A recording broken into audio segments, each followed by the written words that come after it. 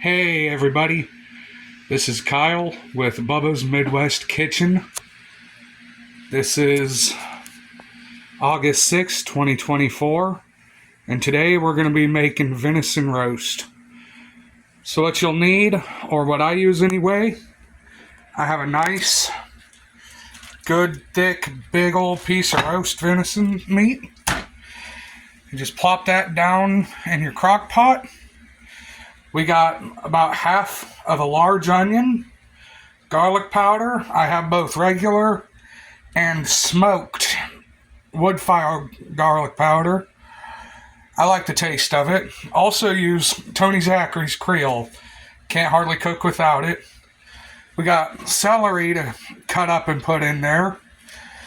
So I'm starting a little later in the day than I probably should have. It's probably going to be tomorrow's lunch. Let it go overnight. So you want to turn it on to low. That'll start it heating up and getting that cooking. You add in your onions.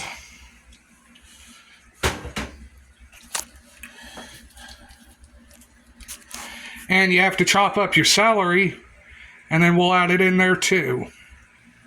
Now that we got all the celery cut up, I use 3 fairly big stalks. You could use however much you'd like to taste. You go ahead and pour that in. I think I'll also add some carrots in. Alright, I got a bag of frozen carrots. We just cut open, and we'll try and break about half of the bag in there so it's not overpowering the rest. Now that we have all the vegetables in there, let's add in our seasoning. Start with the Tonys and just put it on nice and thick. That'll give it a nice flavor. Some people might think it's a little spicy, but it really depends on personal taste.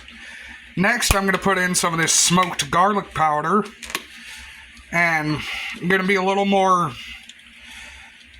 light-handed with that than with the Tonys because it's a very strong flavor.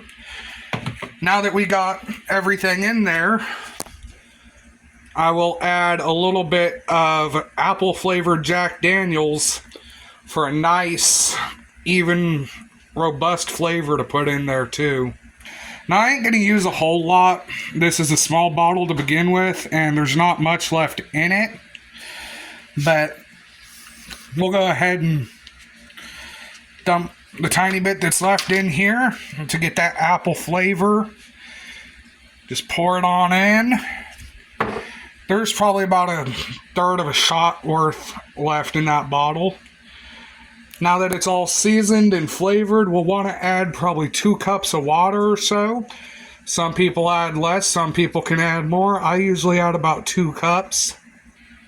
That'll give it a nice broth to be able to soak itself in. Once you pour that water in, you'll really be able to smell that apple from the Jack Daniels really hitting your nose. You just put your lid on. Mine has these fancy latches on it. You latch down your lid, and you let it cook. We'll check this evening before bed, and I will post an update how it looks tomorrow when I'm ready to serve it. Until then, I really appreciate y'all. This is my first video. I'm filming it on my cell phone. I'm sorry if it's poor quality. I haven't had much practice yet. Any helpful tips or tricks would be appreciated.